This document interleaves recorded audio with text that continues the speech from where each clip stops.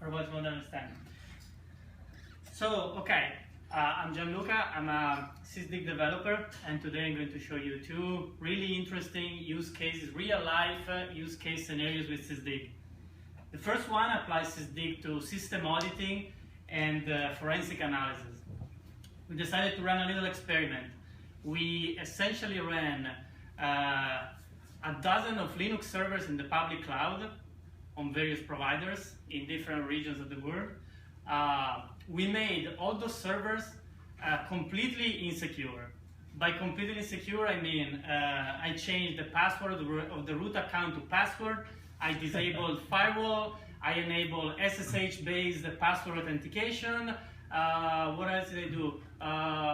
The machines that were on AWS, I disabled all security groups. I ran also a pretty old version at the time, all Linux distribution at the time. And on each of those machines, I installed Sysdig in the background. I installed Sysdig in the background, and as Loris shown, I basically set the command line to save the trace file of all the system activity, but to output it to an Amazon S3 bucket. Amazon S3 is like having Dropbox in the cloud. And then I waited until someone hopefully would hack one of those machines. In a normal case, since these machines were completely idle all the time, Sysdig were generating events at a very, very, very low rate. We are talking about 10 kilobytes per hour on the trace file. At some point, I saw one of those trace files going to dozens of megabytes. I said, okay, something happened. I let it go for a little while, about 10 to 20 minutes, and then in order to avoid getting arrested, I shut down all the servers, and I went back, downloaded the trace file on my Mac, since Sysdig compiles on all the, just the live capture part requires Linux, so otherwise just the system binary, the one that is able to read a trace file works on any operating system. And I started the analysis. As you can see, this is the trace file. It's about 100 megabytes, it's compressed. So what I could do, as Loris shown before, I could just start by opening the trace file, and I would just see a bunch of system events. All this is useless crap. I mean, you can't get any information out of this if you have if you have a big trace file. So what we came up, as Loris said, is this very powerful Lua scripting engine on top, which we call Chisel, that allows us to extract meaningful information from a bunch of random information. So, for example, the way I like to start this analysis is, for example, by applying the top process by CPU. This will process all the system events containing a trace file, and we will output on screen the processes consuming the most memory, the most CPU. Sorry. As you can see here, we have. Can you read in the back? Okay, perfect. We see that we have HTTPD. I never installed HTTPD on the machine. Or I have perl. I never installed perl I mean, perl was probably installed, but I didn't run any perl script, of course. And all this system activity with SSHD is definitely weird. So I can also launch top processes by network activity. By launching top process by network activity, it will bring me the network activity by any file, and I can see that the perl process did 566 megabytes of traffic from 10 to 20 minutes. That's a lot, really, really a lot. So at this point, my assumption that someone broke into my machine is confirmed. So I want to get something more advanced, and what I introduce is the spy users chisels. The spy user chisel is one of the most powerful chisels that we have. Essentially works by printing on screen all the commands executed by a shell on the system. This is pretty powerful. Don't pay attention to the one argument, I'll explain a little bit, but as you can see, we had some system activity. If we start from the beginning, we have a bunch of system updates. This usually happens when you get the message of the day. MOTD is a script that gets run every time you log in via SSH, so it tells you, hey, your system is out of date or up to date. But let's look here at this session. We have definitely something happened. We have a bunch of wget, tar, ran a script with some bad words in it, downloaded downloaded another file, and then we have perl. This is what I was looking for. This is the perl process. So someone broke into my machine and executed this script. How could I see what was the content of the script? I could just go at this URL and download it, but at this time it's not available anymore. I checked last night. So what I could do, since Sysdig captured all the system activity, at some point someone, wget, had to download from the network this file, sloboz.pdf, it was renamed in a hidden sloboz.pdf. I had to download this from the network and save it on disk. So I can just use Sysdig again. What I could do, I use another chisel. I will use the echo file descriptor. This will emit on screen all the I/O buffers corresponding to a file descriptor, which in this case is a file. So I could just use echo_fds, where file descriptor .name contains sloboz. Notice how I'm doing very sloppy typing, because with Sysdig we support the contains operator, so it's I can be very vague. If I do this, I can see that I have a script printed. I have the content of the script printed. Now, don't pay attention to this white space. This is the original formatting of the script. I was able to download it at the time, and it was really this bad, this poorly formatted. So this is not an error in Sysdig. Anyway, we can see that it's a stealth multifunctional IRC bot written. There's also a typo in the original one. Written in Perl. Are you all guys familiar what IRC is, right? So this is a DOS client that essentially sits, joins an IRC channel, and by receiving a command, at UDP1 IP port time, it will send basically a flood of UDP packets toward the victim. So at this point, I'm working under the assumption that the 500 megabytes that I saw were generated from this. How can I see the activity of this process? Again, someone had to send over an IRC channel this command. So I can just look again at the echo fds script, but this time I will use process name contains perl, and I will show just the file descriptor, which are IPv4 based sockets, because that's what I'm interested for. So I will use file descriptor type IPv4. And by doing this, I have the entire network activity. Entire network activity all saved in my trace file. So I can see this. If you guys have ever looked with Wireshark at an IRC session, this should be all very familiar. This is the way a user authenticates on an IRC channel. So let's move to something more interesting down here. You can see that our bot joins a channel and if you look here, there's a bunch of messages, and then there we go. You can see the per process read from this connection this token UDP 129.227.221 on port 8400. So the bot received the message to start a DOS flood against this victim. Keep in mind these others, starting with 129. In fact, if we go down, we start seeing that a bit. Basically, my process will send, the per process will send 129 to the victim. All these 300 bytes, here we just saw the ASCII printable characters, and these will go on and on and on. So these are the 500 megabytes that I was seeing before. How can I check that the 500 megabytes were exactly this? Keep in mind that this was 129. I can use the top connections chisel.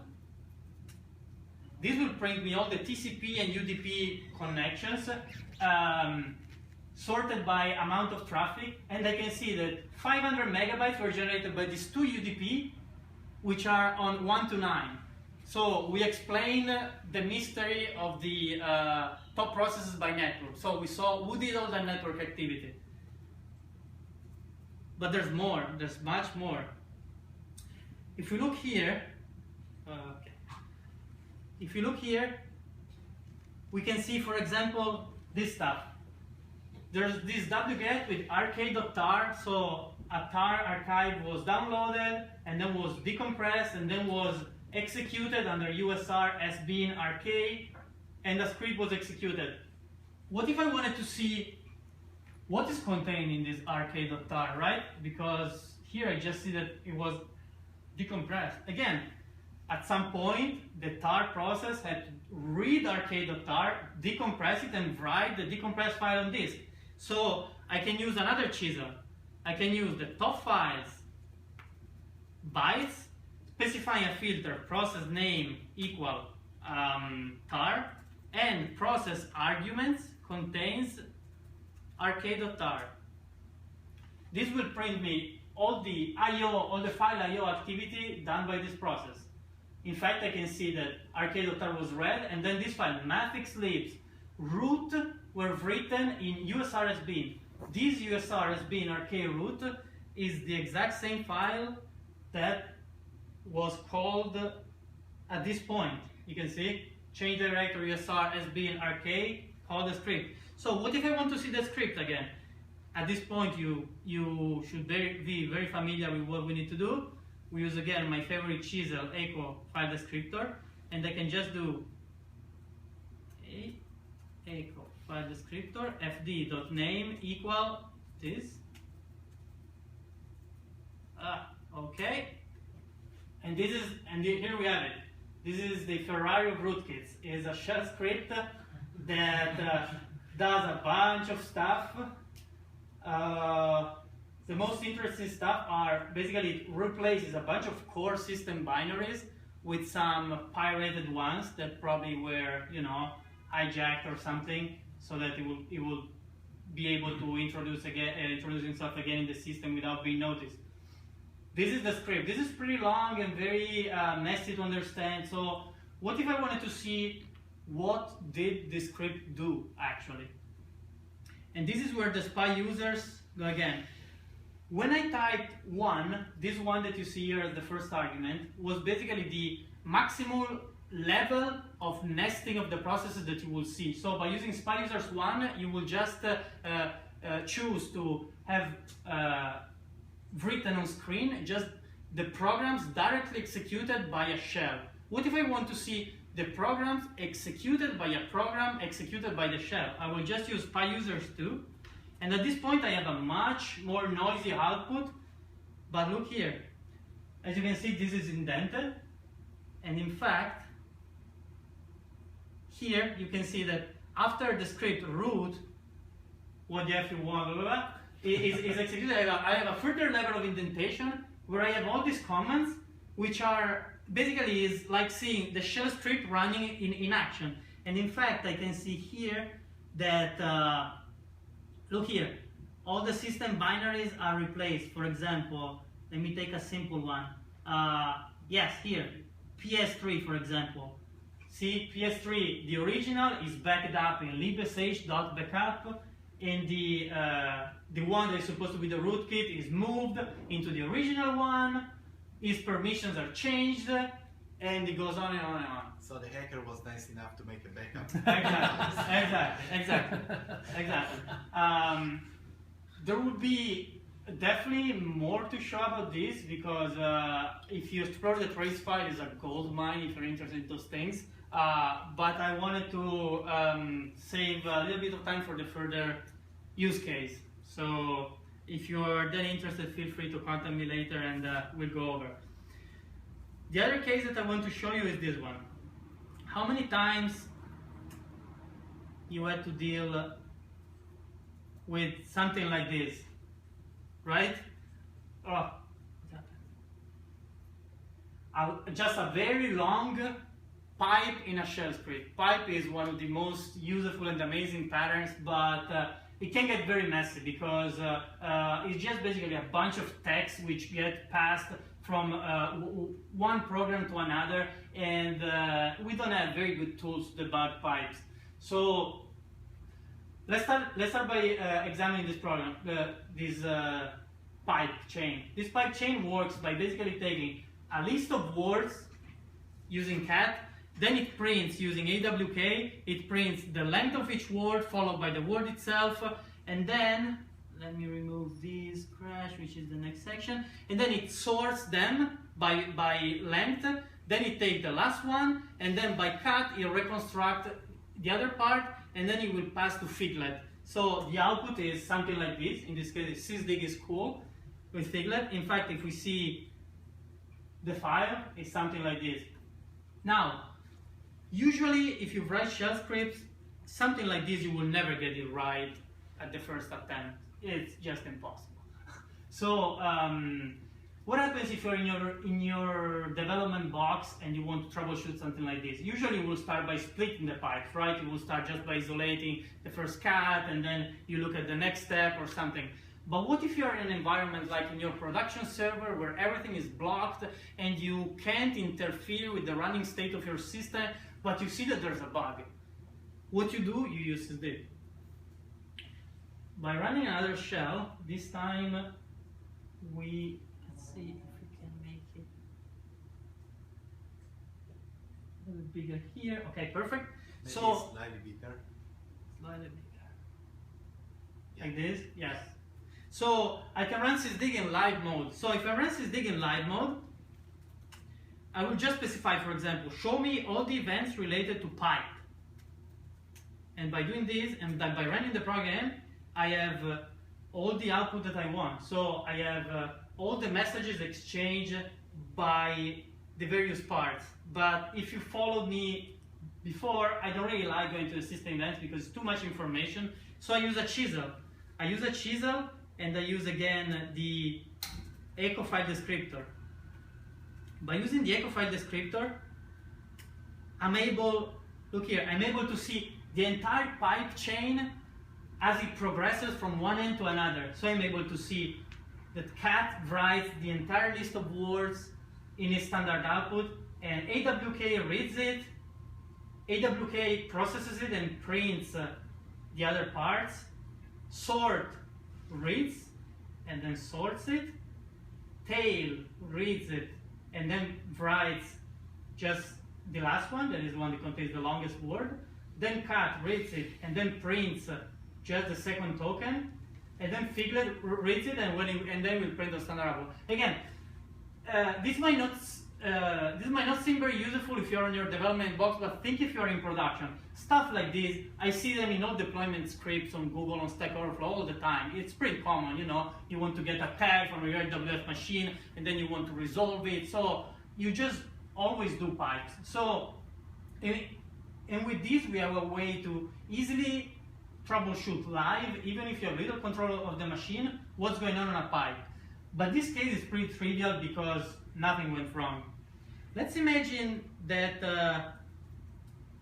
I have this program. This is a simple Python script that does nothing else than reading every line on its standard input and printing it again on the standard output.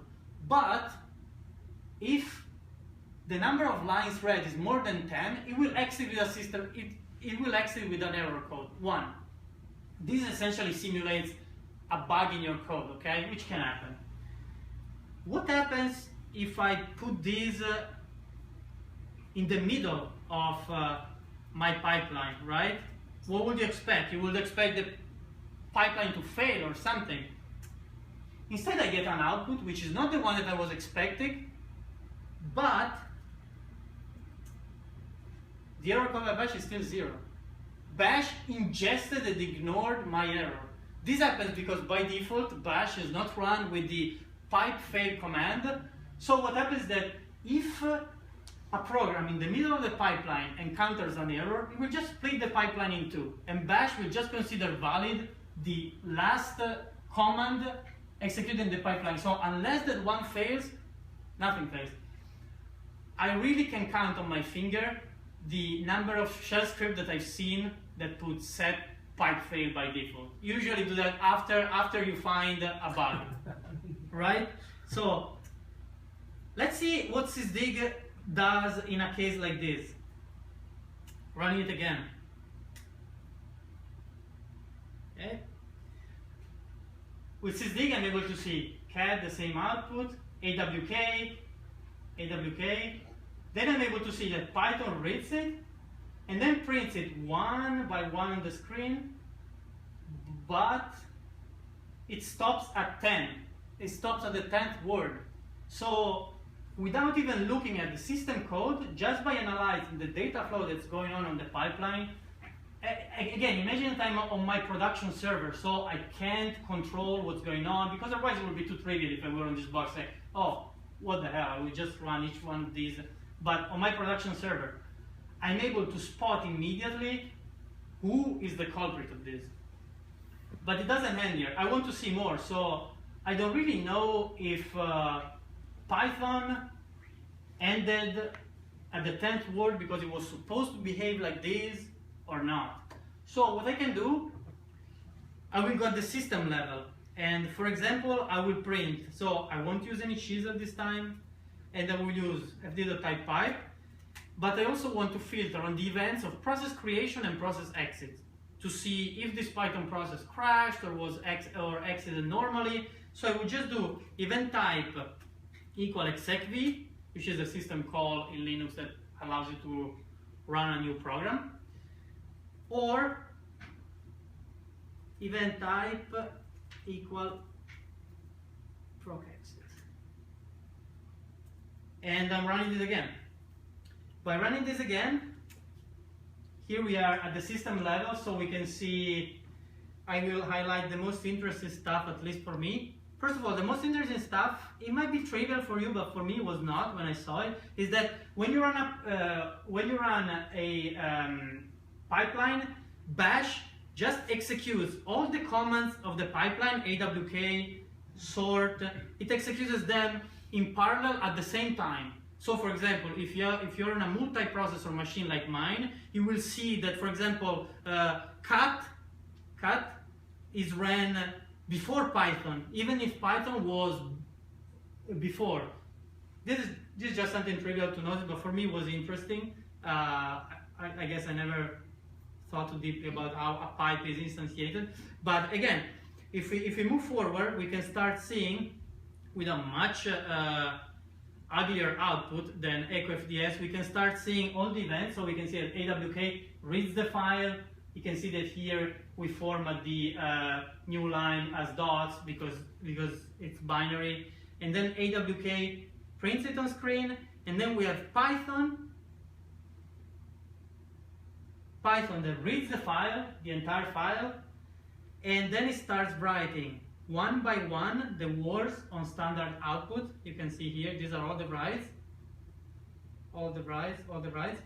But then at some point, it exits with status 256. Status 256, basically there's a coding convention in the kernel that returns codes are multiplied by 256. So seeing status 256 is exactly the same as saying the Python processes exited with status 1, because you need to do the division by 256.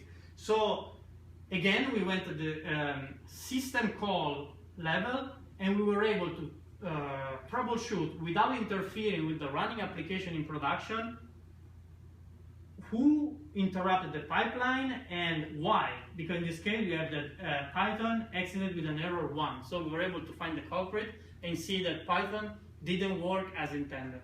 So this is just a very simple example, but it shows you, while the other one was showing you how to apply Sysdig for auditing purposes, this shows you how to apply to debug situations in production. You can apply these to all sorts of things, running processes, and it's very cool because by default everything is instrumented in the every process is immediately seen, so it's different than a trace. The override is very minimal. So yeah, I hope this was a cool example.